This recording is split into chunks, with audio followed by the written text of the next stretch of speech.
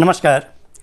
मैं रघुनाथ प्रसाद आज चर्चा कर रहा हूँ यूनियन पब्लिक सर्विस कमीशन के सिविल सर्विसेज एग्ज़ाम 2025 के नोटिफिकेशन की, जिसमें other backward classes non creamy layer candidates को वेल्थ वाले कॉलम को भरने में कठिनाई हो रही है। कई कैंडिडेट्स ने मुझसे क्वेरी की है, तो मैंने थोड़ा सा सर्च किया वेल्थ के मामले में। चूँकि हम लोगों को तो ये जानकारी है कि यूनियन बजट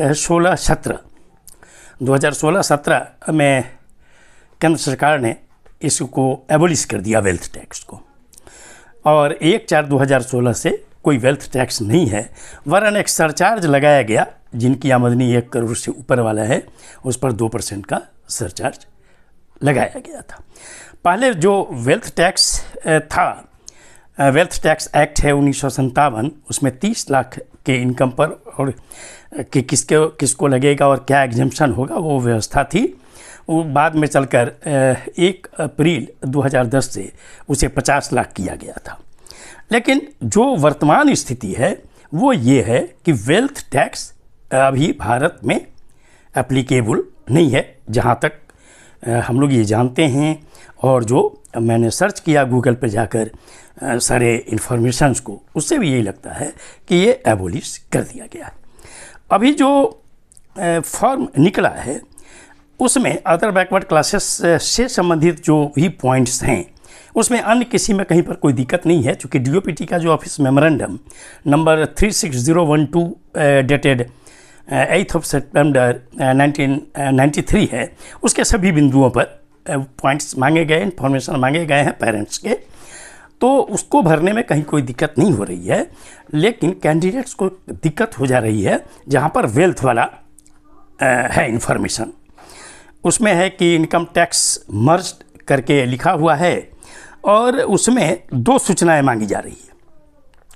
पहला लिखा हुआ है कि details of wealth held by parents, और दूसरा लिखा हुआ है whether the wealth held is above the exemption limit as prescribed in the wealth tax act.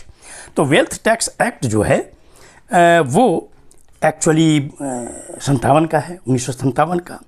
अब मैं आता हूँ कि 8 सितंबर 1993 का जो ऑफिस मेमोरेंडम है उसमें जो अटैच्ड शेड्यूल है उसका जो पैरा 6 है, रोमन 6, उसमें जो लिखता है इनकम और वेल्थ का टेस्ट, उसमें लिखा हुआ है कॉलम 3, मतलब कि जो कॉलम 3 में लिखा हुआ है वो क्रीमिलेयर के लिए, कि ये नॉन क्रीमिलेयर नहीं माने जाएंगे।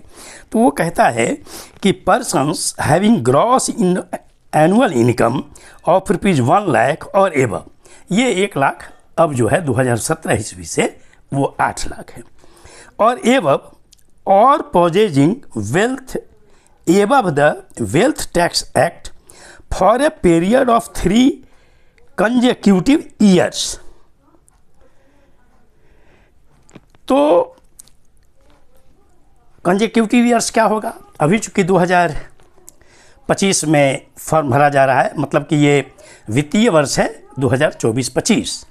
इसका मतलब है कि प्रीसीडिंग जो कंसेक्यूटिव ईयर्स हैं वो आएंगे 2023-24, 2022-23 और 2021-22। तो इनकम टैक्स वाला जहाँ तक सवाल है वो तो क्लियर हो जा रहा है कि प्रीसीडिंग 3 ईयर्स में वो क्राइटेरिया होगा कि कौन क्रीमिलियर होंगे, कौन नॉन क्रीमिलियर होंगे। चूँकि एक्सप्लेनेशन में चूँकि वो लिख रहा है कि इनकम फ्रॉम सैलरीज और agriculture land shall not be clubbed, तो सैलरी और एग्रीकल्चर नहीं लिया जा रहा है, अदर सोर्सेस ऑफ इनकम पर ये होना है।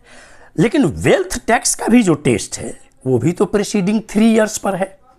तो जब ये कॉलम है और जब टैक्स एप्लीकेबल ही नहीं है 1 अप्रैल 2016 से, तो निश्चित तौर पर कैंडिडेट्स को कठिनाई हो रही है। मैं समझता हूँ कि चूँकि उसमें जो मैंने सर्च किया तो उसमें लिखा हुआ है कि वेल्थ टैक्स 2016-17 में समाप्त हो गया 1 अप्रैल 2016 से, और इसके बदले हाईली रिच सेक्शन पर 2% का सरचार्ज लगाया गया। अब मैं आपको यहाँ बतलाऊँ कि वेल्थ टैक्स में जो मैंने देखा तो इसमें जो क्राइटेरिया था कि कौन कौन लोग इसके अंदर मतलब क्या क्या चीज़ आ सकता था वेल्थ टैक्स में, तो उसमें लिखा हुआ है कि assets covered under wealth tax. पहला, assets such as real estate and gold are liable to wealth tax. Ornaments of gold, silver and platinum also fall under the purview of wealth tax. दूसरा कहता है wealth tax is applicable for cash in hand of more than ₹50,000। तीसरा है aircraft, yachts, boats are also liable for wealth tax. चौथा है one residential house is exempt, एक रहने वाला घर एग्जम्प्ट किया हुआ है फ्रॉम वेल्थ टैक्स।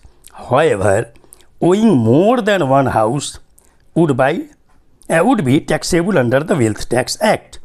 पांचवा है wealth tax is applied on the market price of a car aside from when it is used for a car hiring business. छठा है liability of wealth tax cannot be evaded by gifting the assets to one's spouse or other close relatives, as gifted assets are also considered property of the candidate और of the person.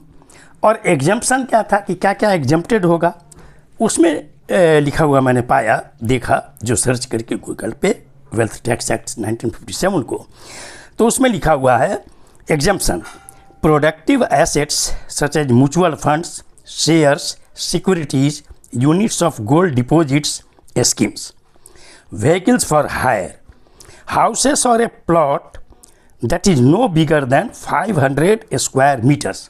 इसका जो मैंने conversion किया तो वो आता है 5381 वर्ग फीट।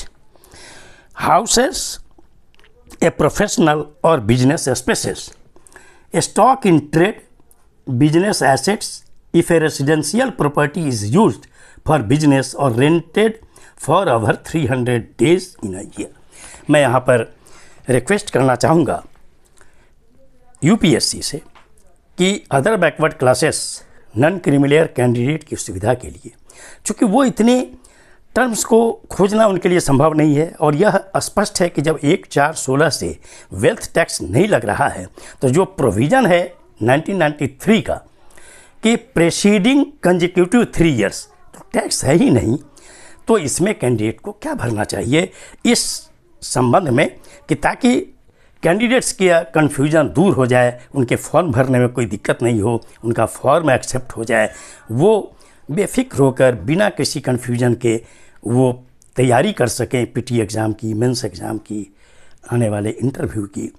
उसके लिए ज़रूरी है कि एक नोटिस जारी किया जाए, यदि संभव हो तो इसमें डीओपीटी और जो डीओपीटी से भी इसमें कंसल्टेशन किया जा सकता है। साथ ही मैं डीओपीटी से भी अनुरोध करता हूं कि यूपीएससी से तुरंत विमर्श करते हुए, चूँकि 22 जनवरी से फॉर्म भरना शुरू हो गया है और 11 फरवरी लास्ट डेट है, ऐसी परिस्थिति में बिना समय गंवाए हुए कि वेल्थ वाले में कैंडिडेट को किस तरह से इन्फॉर्मेशन भरना है, क्या भरना है, उस पर एक सूचना जारी की जानी चाहिए यूपीएससी के द्वारा with the consultation of DOPT.